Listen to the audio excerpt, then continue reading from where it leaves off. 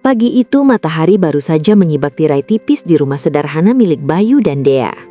Cahaya hangat masuk melalui jendela ruang makan, menimpa meja kayu yang sudah mulai kusam. Di atasnya, sarapan sederhana telah tersaji. Nasi goreng buatan Bayu yang masih mengepul, ditemani telur dadar dan secangkir teh hangat. Bayu berdiri di dapur dengan celemek yang sedikit kotor. Ia mengaduk sisa nasi goreng di wajan, memastikan semuanya matang sempurna. Wajahnya lelah, namun ada ketulusan yang tak bisa disembunyikan. Sejak 2 tahun terakhir, ia terbiasa mengerjakan pekerjaan rumah ketika Dea mulai jarang melakukannya. "Dea, sarapan sudah siap," panggilnya pelan. Tak ada jawaban. Ia menghela napas, lalu berjalan menuju kamar. Pintu sedikit terbuka. Di dalam, Dea masih terbaring, memeluk ponselnya erat. Layar masih menyala menampilkan percakapan yang belum sempat terkunci. "Dea?" Bayu memanggil lagi, kali ini sedikit lebih keras. Perempuan itu menggeliat lalu membuka mata dengan ekspresi kesal. "Apa sih, Bay? Pagi-pagi sudah ribut? Ini sudah jam 7, kamu gak mau sarapan?" Dea mengerling sekilas, lalu kembali menatap ponselnya. "Nanti saja, aku lagi capek." Bayu diam sejenak. Ia menatap istrinya yang kini lebih sibuk dengan layar kecil daripada dirinya. Ada sesuatu yang berbeda. Dulu, Dea selalu bangun lebih pagi, bahkan sering menyiapkan sarapan sebelum Bayu sempat keluar kamar. Sekarang semuanya terbalik. "Ya sudah," kata Bayu pelan, "aku berangkat kerja dulu." Dea hanya mengangguk tanpa menoleh. Di kantor, Bayu mencoba fokus pada pekerjaannya. Ia bekerja sebagai staf keuangan di sebuah perusahaan kecil. Gajinya tidak besar, tapi cukup untuk memenuhi kebutuhan rumah tangga mereka. Setidaknya, jika dikelola dengan baik. Namun, belakangan ini ada hal yang membuatnya gelisah. Beberapa minggu terakhir tagihan kartu kreditnya meningkat drastis. Awalnya ia mengira itu karena kebutuhan rumah tangga, atau mungkin pembelian yang ia lupa. Tapi jumlahnya tidak masuk akal. Hari itu ia membuka kembali aplikasi perbankan di ponselnya. Transaksi demi transaksi muncul. Restoran mahal, butik fashion, hotel bintang 5. Keningnya berkerut.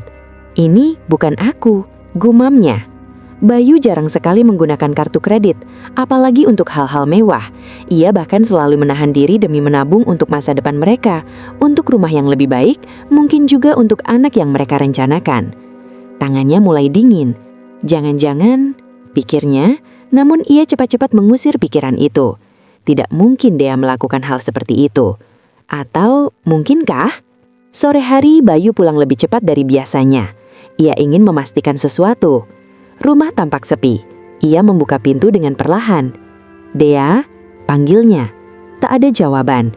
Ia melangkah masuk, lalu melihat sesuatu yang membuat langkahnya terhenti. Di atas meja ruang tamu, ada tas belanja dari butik mahal, brand yang bahkan Bayu hanya pernah lihat di internet. Di dalamnya, terlihat beberapa pakaian baru dengan harga yang jelas tidak murah. Jantungnya berdegup kencang.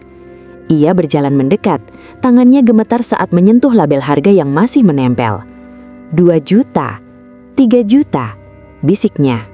Bayu menelan ludah. Ia duduk perlahan di sofa, pikirannya berputar. Tak lama kemudian, suara pintu terbuka terdengar.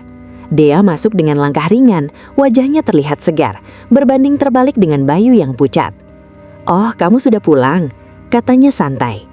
Bayu tidak langsung menjawab, ia hanya menatap Dea dalam diam. Perempuan itu berhenti, merasa ada yang tidak beres. "Ada apa?" Bayu akhirnya berbicara. "Ini semua dari mana?" Dea melirik tas belanja di meja, lalu tersenyum tipis. "Oh itu, aku lagi pengen saja." "Pakai uang apa?" Pertanyaan itu membuat senyum Dea memudar sedikit, namun ia cepat menguasai diri. "Uang tabungan lah." Bayu mengeleng pelan. "Tabungan kita nggak segitu, Dea." Hening sejenak, tatapan mereka bertemu, dan untuk pertama kalinya dalam waktu yang lama, Bayu merasa ada jarak yang begitu jauh di antara mereka. "Aku pakai kartu kredit," akhirnya Dea menjawab. Bayu terdiam. "Tanpa bilang aku." "Kenapa harus bilang?" balas Dea dengan nada defensif. "Itu juga buat aku capek terus hidup hemat. Sekali-sekali aku mau menikmati hidup." Bayu berdiri, namun ada ketulusan yang tak bisa disembunyikan. Sejak 2 tahun terakhir, ia terbiasa mengerjakan pekerjaan rumah ketika Dea mulai jarang melakukannya. Bayu jawab, jawaban untuk pertanyaan itu tak terpikirkan. Kesan ini menjadi terbuka, mungkin lebih cocok ditulis, Bayu terdiam, menanggapi pertanyaan Dea yang tampaknya tidak memerlukan jawaban yang diharapkan.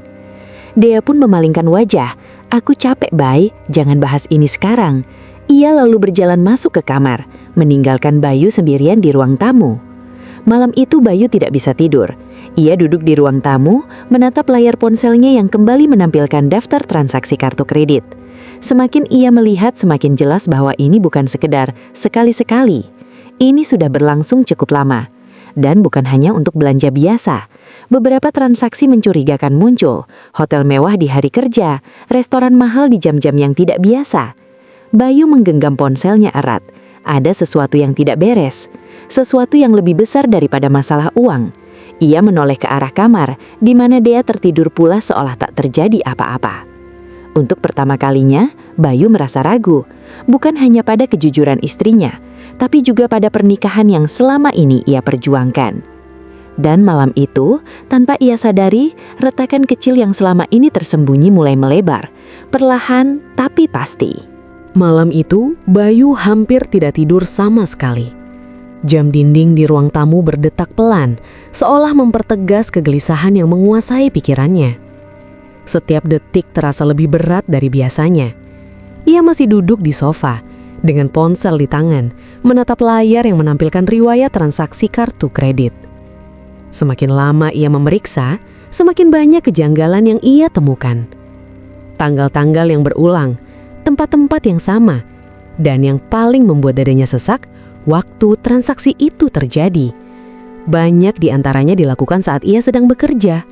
Bahkan ada beberapa transaksi di siang hari, di jam yang seharusnya Dea berada di rumah. Bayu menutup matanya sejenak. Jangan berpikir terlalu jauh, gumamnya mencoba menenangkan diri. Tapi hatinya menolak untuk percaya begitu saja. Pagi harinya, suasana rumah terasa dingin. Dea sudah bangun lebih dulu, duduk di meja makan sambil memainkan ponselnya.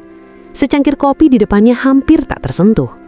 Wajahnya tampak biasa saja, seolah tidak ada pertengkaran semalam. Bayu keluar dari kamar dengan langkah pelan. Pagi, sapanya singkat. Pagi, jawab Dea tanpa menoleh. Hening kembali menyelimuti mereka. Bayu duduk di kursi, mencoba mengumpulkan keberanian. Ia tidak ingin bertengkar lagi, tapi ia juga tidak bisa terus memendam kecurigaan ini. Dea, katanya pelan, kita harus bicara. Dea menghela nafas panjang, terdengar kesal. Tentang apa lagi? Bayu menatap dia serius. Tentang kartu kredit itu. Dea akhirnya menoleh. Aku sudah jelasin semalam kan? Belum semuanya. Balas Bayu tenang, meski dalam hatinya bergolak. Ada banyak transaksi yang gak masuk akal. Dia mengerutkan kening. Maksudnya? Ada pembayaran hotel di hari kerja, restoran mahal siang hari. Kamu kemana saja selama ini? Pertanyaan itu membuat Dea terdiam sejenak. Hanya sejenak. Lalu ia tertawa kecil. Kamu curiga sama aku? Katanya dengan nada meremehkan. Aku cuma ingin tahu. Ya sudah, aku jawab. Aku jalan. Aku bosan di rumah. Salah? Sendiri. Pertanyaan itu membuat udara terasa lebih berat. Dea memalingkan wajah. Kadang sama teman. Teman siapa? Sekarang Dea terlihat mulai kesal. Bayu ini seperti menginterogasi aku. Aku suamimu, Dea. Aku berhak tahu. Dan aku juga berhak punya hidup, bentak Dea tiba-tiba. Suasana kembali memanas. Bayu menahan diri. Ia menarik nafas panjang, mencoba tetap tenang. Aku nggak melarang kamu punya kehidupan, tapi jangan sampai kita kehilangan kepercayaan. Dea terdiam, namun sorot matanya berubah. Ada sesuatu yang ia sembunyikan. Aku sudah bilang, aku cuma butuh hiburan. Kamu terlalu serius menjalani hidup. Bayu menatapnya lama, lalu mengangguk pelan. Baik, katanya akhirnya, kalau itu yang kamu bilang. Namun dalam hatinya ia tahu, Dea tidak jujur. Hari itu, Bayu memutuskan untuk melakukan sesuatu yang belum pernah ia lakukan sebelumnya, mengikuti istrinya. Ia merasa bersalah, tapi juga merasa tidak punya pilihan lain. Sepulang kerja, ia sengaja pulang lebih cepat, lalu bersembunyi di dalam mobil yang diparkir tidak jauh dari rumah. Dari sana ia bisa melihat pintu depan dengan jelas. Sekitar pukul 4 sore, pintu rumah terbuka. Dea keluar. Penampilannya berbeda dari biasanya. Ia mengenakan dress yang elegan, makeup yang rapi, dan parfum yang bahkan bisa tercium dari kejauhan. Bayu menelan ludah. Dia mau kemana ya? Pikirnya.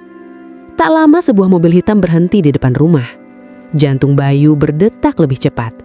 Seorang pria keluar dari mobil itu. Tinggi, berpakaian rapi, terlihat percaya diri. Dia tersenyum saat melihatnya. Senyum yang sudah lama tidak ia berikan pada Bayu. Bayu merasa dunia seakan berhenti. Ia melihat bagaimana dia mendekat, lalu masuk ke dalam mobil pria itu tanpa ragu. Mobil itu pun melaju pergi. Bayu menggenggam setir erat hingga buku-buku jarinya memutih. Dadanya sesak, pikirannya kosong. Namun satu hal menjadi jelas. Kecurigaannya selama ini bukan tanpa alasan.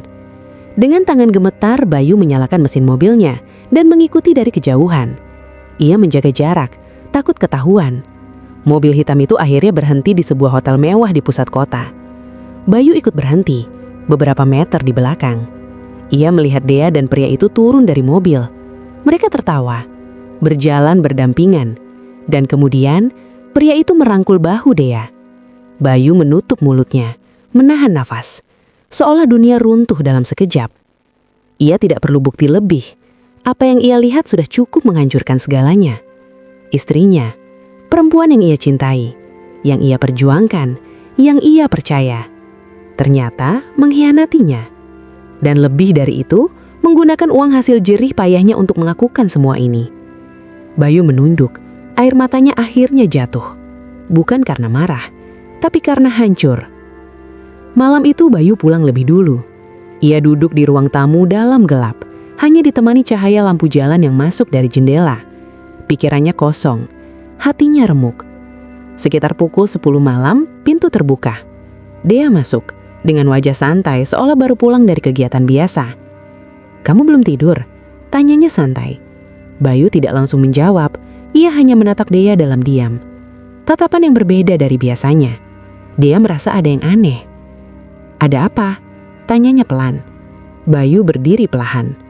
Lalu dengan suara yang nyaris tak didengar, ia berkata, "Kamu habis dari mana?" Dia terdiam sejenak. "Keluar sama teman," jawabnya singkat. Bayu tersenyum tipis, senyum yang menyakitkan. Teman atau selingkuhan? Kalimat itu membuat Dea membeku. Untuk pertama kalinya wajahnya kehilangan warna. "Apa maksudmu?" Suaranya mulai bergetar. Bayu melangkah dekat. "Aku sudah lihat semuanya, Dea." Hening, tak ada lagi yang bisa disembunyikan. Dan di detik itu, rahasia yang selama ini tersembunyi akhirnya mulai terungkap. Namun, yang belum Dea sadari, ini baru awal dari semua konsekuensi yang akan ia hadapi. Ruangan itu terasa sesak. Udara seakan berhenti bergerak saat kalimat Bayu menggantung di antara mereka. "Aku lihat semuanya deh." Dea berdiri kaku di dekat pintu. Tasnya masih tergantung di bahu, namun tangannya perlahan melemah. Wajahnya yang tadi terlihat santai, kini berubah pucat. Apa yang kamu lihat?" Suaranya bergetar, mencoba bertahan. Bayu tertawa kecil. Bukan tawa bahagia, melainkan tawa pahit yang keluar dari hati yang hancur. "Harus aku jelaskan?" katanya pelan. "Atau kamu mau jujur sekarang?" Dea menelan ludah. Matanya bergerak cepat, mencari celah untuk menyangkal. "Aku cuma..." "Hotel." Bayu memotong. "Mobil hitam?" Pria itu. Kalimat demi kalimat seperti palu yang menghantam. Dea tak lagi bisa mengelak. Hening. Lama. Dan di tengah keheningan itu, Bayu merasa seperti orang asing di rumahnya sendiri. "Aku bisa jelasin?" Akhirnya Dea berkata pelan. Bayu menggeleng. "Jangan," katanya. "Aku capek dengar alasan." Dea mendekat, wajahnya mulai memohon. "Bayu, ini gak seperti yang kamu pikir." "Lalu seperti apa?" Suara Bayu meninggi untuk pertama kalinya. "Kamu pergi sama pria lain, masuk hotel, pakai uangku, dan kamu bilang itu bukan apa yang aku pikir." Dea terdiam. Air matanya mulai jatuh. Aku cuma butuh merasa hidup lagi," katanya lirih.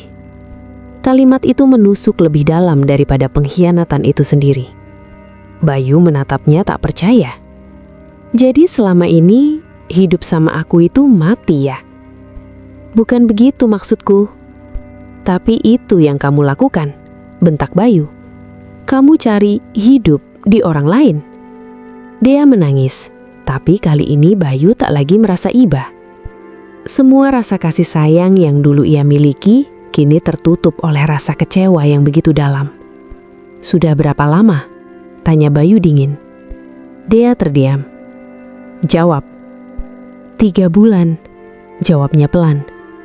Bayu menutup mata. 3 bulan. Selama itu ia hidup dalam kebohongan tanpa menyadarinya. Namanya siapa? Tanya Bayu lagi. Dea ragu sejenak lalu menjawab. Rian. Nama itu terasa asing, namun kini terasa begitu dekat, terlalu dekat. Dia siapa? Suara Bayu kembali tenang, tapi justru itu yang membuat suasana semakin mencekam. Teman, kenalan, jawab dia. Kenalan yang kamu bawa ke hotel, sindir Bayu. Dea menangis semakin keras. Aku salah Bayu, aku tahu aku salah. Dan kartu kredit itu? Bayu lanjutkan. Semua yang kamu pakai buat dia juga? Dea tidak menjawab. Itu sudah cukup sebagai jawaban. Bayu tertawa lagi. Kali ini lebih getir. Hebat, katanya. Aku kerja siang malam dan kamu pakai hasilnya buat selingkuh. Bayu, tolong. Dea mendepat, mencoba memegang tangan suaminya. Namun Bayu menarik tangannya dengan cepat. Jangan sentuh aku. Kalimat itu dingin, tegas, dan penuh batas. Dea terhuyung mundur, seolah baru saja kehilangan tempat berpijak. Malam itu mereka tidak lagi berbicara. Bayu memilih duduk di ruang tamu, sementara Dea mengurung diri di kamar. Tangisan Dea terdengar samar, tapi tidak lagi mampu meluluhkan hati Bayu. Semuanya sudah terlambat. Di tengah kesunyian, Bayu membuka kembali ponselnya. Ia menatap limit kartu kredit yang hampir habis, tagihan yang menumpuk, dan semua transaksi yang kini terasa seperti luka yang terus menganga. Namun kali ini ada sesuatu yang berbeda. Bukan hanya kesedihan, tapi juga keputusan. Bayu membuka aplikasi perbankan. Dengan tangan yang kini lebih mantap, ia mulai melakukan sesuatu. Memblokir kartu kredit, menonaktifkan akses tambahan, mengamankan semua rekening yang selama ini bisa diakses Dea. Satu persatu, tanpa ragu. Cukup, gumamnya. Ini harus berhenti. Keesokan paginya suasana rumah terasa seperti rumah kosong. Tidak ada sapaan, tidak ada suara. Hanya 2 orang yang hidup di bawah satu atap, tapi sudah tidak lagi bersama. Dea keluar kamar dengan mata sembab. Ia melihat Bayu sudah siap berangkat kerja. Bayu, panggilnya pelan. Bayu berhenti, tapi tidak menoleh. Aku minta maaf, kata Dea dengan suara yang hampir tak terdengar. Hening sejenak, lalu Bayu menjawab. Maaf, gak bisa memperbaiki kepercayaan. Dea terdiam, air matanya kembali jatuh. Aku mau berubah, katanya. Namun Bayu hanya menggeleng. Perubahan itu seharusnya sebelum semuanya hancur, balasnya dingin. Lalu ia membuka pintu dan pergi, tanpa menoleh lagi. Siang harinya, Dea berada di sebuah pusat perbelanjaan mewah. Ia duduk di sebuah kafe, menunggu. Tak lama pria itu datang, Rian. Penampilannya tetap rapi, percaya diri seperti biasa. Ia duduk di depan Dea dengan senyum santai. Kamu kelihatan stres, katanya. Dea menghela nafas. Suamiku sudah tahu. Rian terdiam sejenak, lalu bersandar di kursinya. Terus? Dea menatapnya, berharap sesuatu. Ya, aku bingung. Kita harus gimana? Rian tertawa kecil. Kita? Ulangnya.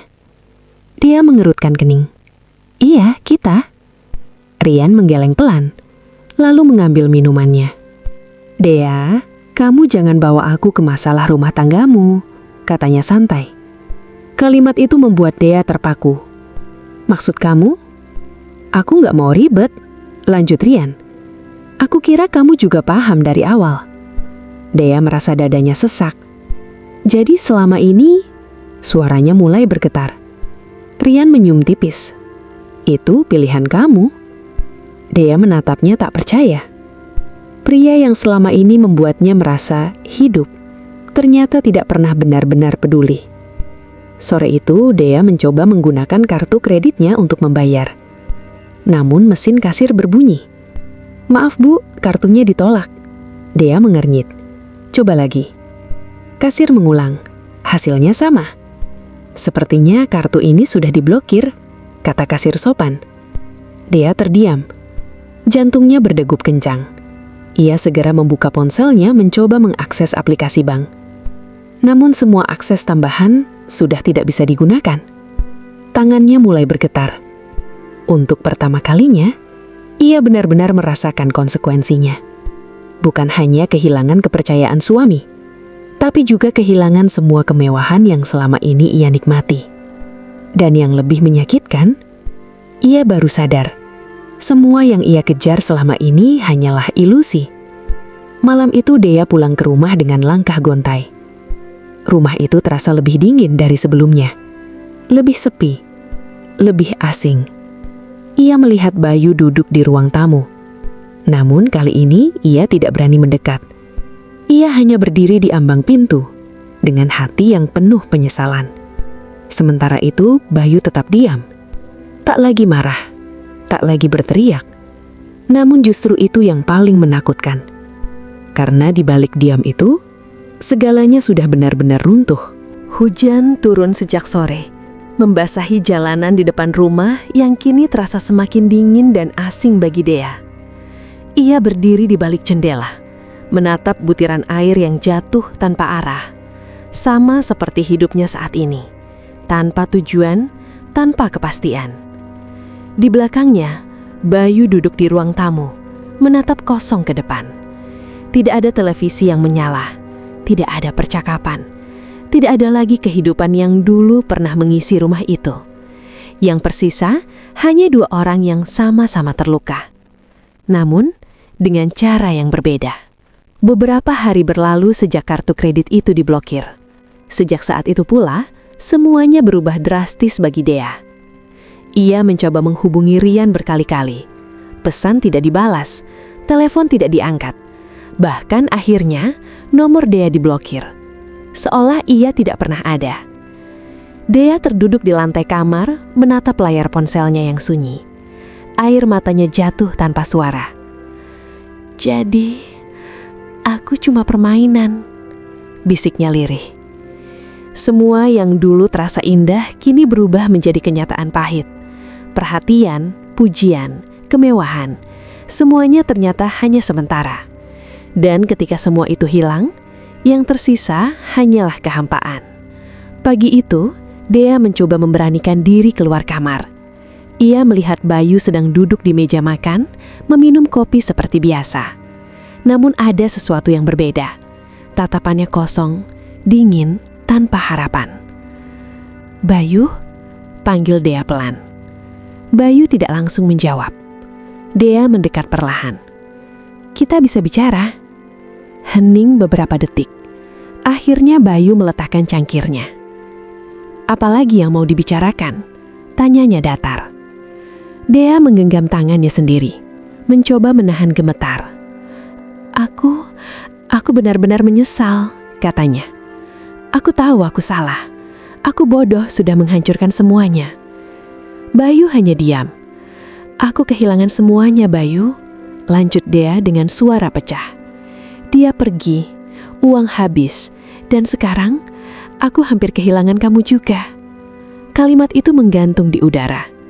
Namun Bayu tetap tak menunjukkan reaksi. "Aku mau berubah," kata Dea lagi. "Aku mau memperbaiki semuanya. Tolong, beri aku satu kesempatan lagi." Akhirnya Bayu menoleh. Tatapannya dalam, tajam, tapi bukan lagi penuh cinta. "Dea," katanya pelan, "kamu bukan hampir kehilangan aku." Dea menahan nafas. "Kamu sudah kehilangan aku." Seperti petir di siang bolong, kalimat itu menghantam tanpa ampun. Air mata dia langsung jatuh. "Apa maksud kamu?" Suaranya bergetar. Bayu berdiri perlahan. "Aku sudah ajukan gugatan cerai," katanya tenang. Dunia Dea runtuh untuk ketiga kalinya. Ia mundur selangkah, seolah kehilangan keseimbangan. "Tidak, Bayu, jangan. Aku mohon." Ia mencoba mendekat, tapi Bayu tetap berdiri tegak, menjaga jarak. Semua sudah terlalu jauh. Ini bukan cuma soal selingkuh. Ini soal kepercayaan yang kamu hancurkan dengan sadar. "Aku bisa berubah," teriak Dea. "Tapi aku sudah berubah," balas Bayu. Hening. Dan untuk pertama kalinya, Dea melihat sesuatu yang belum pernah ia lihat sebelumnya. Ketegasan yang tidak bisa digoyahkan. Hari-hari berikutnya berjalan seperti mimpi buruk bagi Dea. Ia harus meninggalkan rumah itu, bukan karena diusir, tapi karena ia tahu ia sudah tidak punya tempat di sana. Ia kembali ke rumah orang tuanya dengan langkah berat dan hati yang hancur. Namun penderitaannya belum berhenti.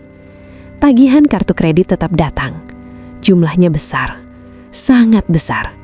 Tanpa bantuan Bayu, tanpa pekerjaan tetap, Dea harus menghadapi semuanya sendiri. Barang-barang mewah yang dulu ia banggakan kini harus ia jual satu persatu. Tas mahal, sepatu branded, bahkan perhiasan. Semua hilang hanya untuk menutup sebagian kecil dari kesalahan yang ia buat. Setiap barang yang terjual terasa seperti potongan dari harga dirinya yang ikut hancur. Sementara itu, Bayu menjalani hidupnya dalam diam. Ia tetap bekerja seperti biasa. Namun kini ia mulai menata ulang hidupnya. Lebih tenang, lebih terarah. Ia belajar bahwa cinta tanpa kepercayaan hanyalah ilusi. Dan pengorbanan tanpa penghargaan hanya akan menyisakan luka. Malam-malamnya masih sunyi, namun tidak lagi sesakit dulu. Karena perlahan ia mulai menerima kenyataan bahwa tidak semua yang diperjuangkan layak untuk dipertahankan. Beberapa bulan kemudian proses perceraian selesai. Resmi, singkat, tanpa drama. Seperti hubungan mereka yang kini benar-benar berakhir. Dea datang ke sidang dengan wajah pucat, tubuh lebih kurus, dan mata yang kehilangan cahaya. Ia tidak lagi terlihat seperti perempuan yang dulu mengejar kemewahan. Kini ia hanyalah seseorang yang harus menanggung akibat dari pilihannya sendiri. Saat keluar dari ruang sidang, Dea melihat Bayu berdiri di kejauhan. Untuk terakhir kalinya, mata mereka bertemu. Tidak ada amarah, tidak ada cinta. Hanya dua orang yang pernah saling memiliki. Kini benar-benar asing. Dea ingin mengatakan sesuatu, namun kata-kata itu tertahan di tenggorokan. Sementara Bayu hanya mengangguk pelan, bukan sebagai tanda perpisahan, tapi sebagai penutup dari semua yang pernah mereka lalui. Lalu ia berbalik dan berjalan pergi, tanpa menoleh lagi. Hujan kembali turun sore itu. Dea berdiri sendirian di halte, menunggu tanpa tujuan. Air hujan membasahi wajahnya, memaskerkan air mata yang kembali jatuh. Ia menatap kosong ke depan. Semua pilihan yang ia buat, semua kesalahan yang ia lakukan, kini kembali padanya dalam bentuk yang paling menyakitkan. Inilah karma. Bukan tentang balas dendam, tapi tentang konsekuensi. Tentang bagaimana setiap tindakan memiliki harga yang harus dibayar. Dan bagi Dea, harga itu adalah kehilangan segalanya. Di tempat lain, Bayu berdiri di depan jendela apartemen kecil yang kini ia tempati. Ia menatap hujan yang sama, namun dengan perasaan yang berbeda. Bukan lagi kesedihan, melainkan kelegaan. Ia akhirnya bebas. Bebas dari kebohongan, bebas dari luka. Dan yang terpenting, bebas untuk memulai kembali. Bayu menarik nafas panjang, lalu menutup tirai jendela, meninggalkan masa lalu di belakangnya, dan melangkah menuju masa depan yang baru.